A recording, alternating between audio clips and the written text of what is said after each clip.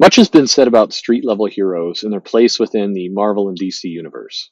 But is street level just kind of code for boring? Let's talk about that.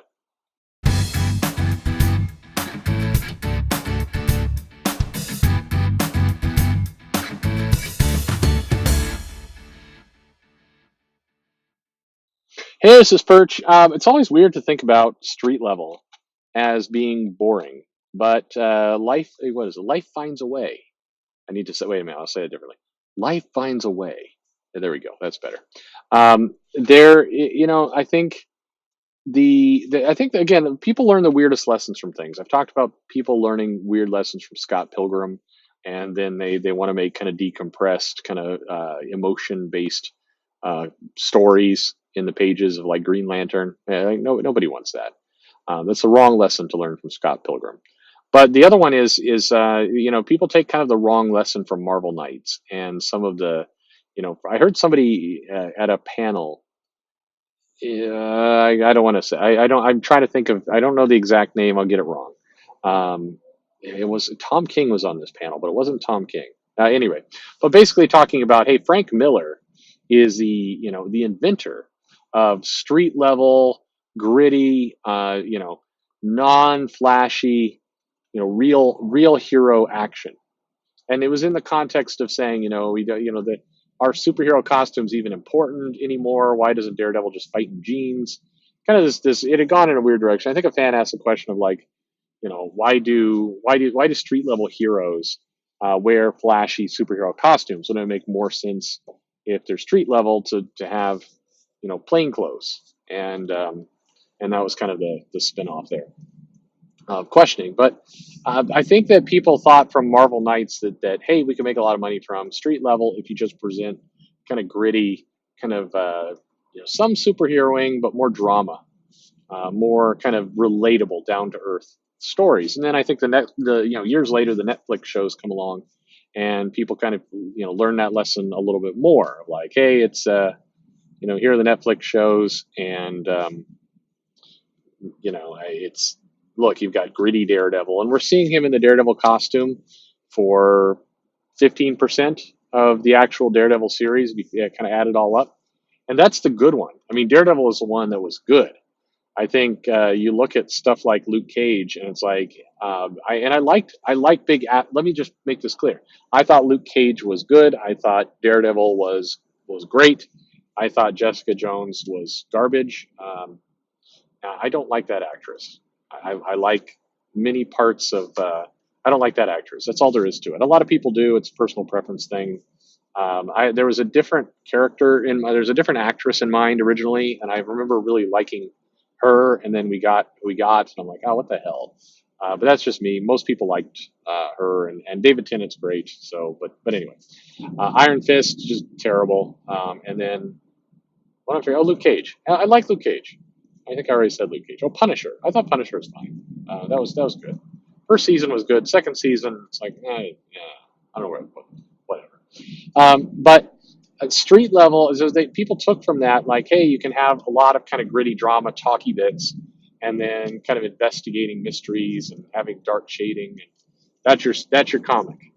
And I think they forgot. So first of all, I think the categorization of Frank Miller as a guy who does more emotion-based storytelling without costumes and other things are not actually reading Frank Miller comics. I don't think I would never take that away from a Frank Miller comic. In fact, I mean that just so much the opposite.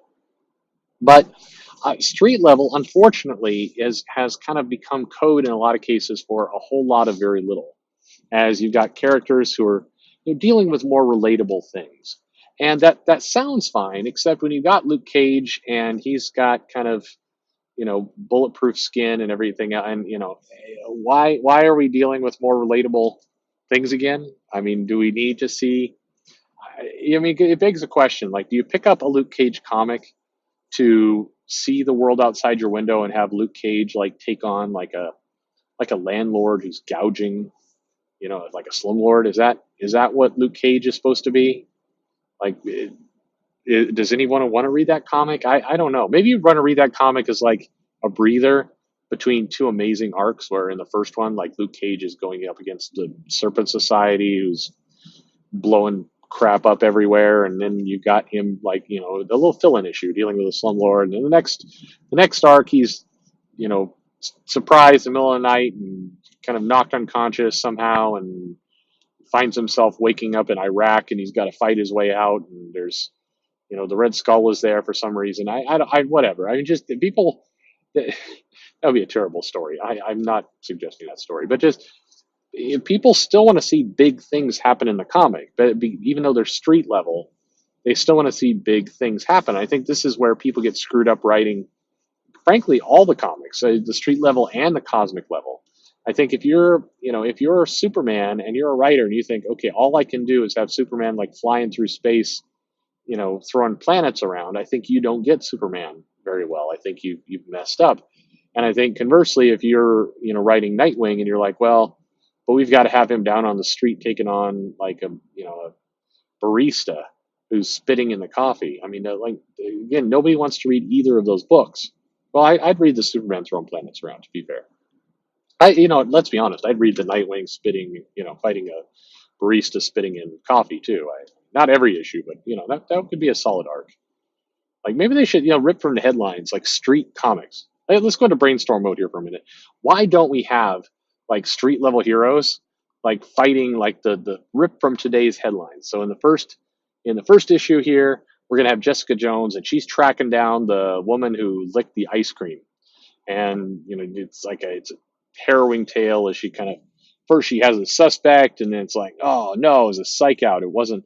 She was just like looking at the ingredients list on the ice cream, and then she's going to find the ice cream liquor, and then we're going to go in that direction, and then that will be awesome. Then we're going to turn around over here, and the next issue, it's like it's an online bully who made like a meme with like a penis in it, and then like that's bad. So we're going to go. Luke Cage is going to show up at that person's house and like take away their computer and say you're bad, and you're bad at Photoshop. You don't deserve Photoshop. That's how that issue is going to end. And the next issue, it's Iron Fist. This would be called like the Defenders of Real Life Minor Problems. That's like the event title. Because yeah, in issue number 3, we've got Iron Fist, and what happened is like he's in the parking lot and he notices that a car parks too close to another car, and like then a woman comes out with a shopping cart and some kids, and it's like I cannot get into my car, and it's starting to rain because the other car is parked too close. So I'm going to need some help, dealing with this because it's like for reals. It's really bad. And then like in issue 4, it's a big moment because then it's Daredevil goes to Washington D.C.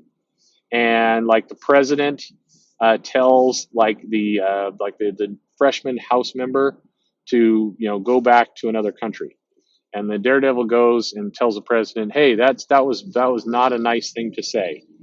Depending on your point of view, that was either rude or racist. I'm not going to make a judgment call, but that you shouldn't tell people to go back to their own countries if they live in this country, and that's mean." And then you, the House member here, the freshman, don't do a press conference for every goddamn tweet that the president gives. Just why don't you try governing? Like you guys are all stupid. That would be that problem solved. That'd be a hell of an issue. And then finally, the whole series ends with like the heroes, Jessica Jones and Iron Fist and Luke Cage and Daredevil. They come together kind of in one issue, and they're going to fight gentrification. So there's been a big developer who's come in, and they have put in like a shopping mall, but it's full of like just terrible things like Nordstrom Rack, and there's a Trader Joe's. And I mean, these stores may be fine, like I shop at those, but not all together. We don't need those. And like there's a Starbucks, and then like 2 stores down, there's another Starbucks. And Luke Cage is like, "Sweet Christmas. We don't need this many coffee shops. What are you doing?" And then they have to kind of like figure out what to do. And like at the very end of the issue, they all get together in a Jamba Juice, and they just have some juice, and that's the event. It'll sell 1 million copies. Chip Zdarsky will write this, and it will be great. That's what we'll do. Anyway, street level heroes. What do you think? Are they boring to you? Should they be facing kind of bigger threats, or are they good, or kind of how do you feel? Let me know in the comments. Like, subscribe, hit the bell for notifications. Thanks for listening.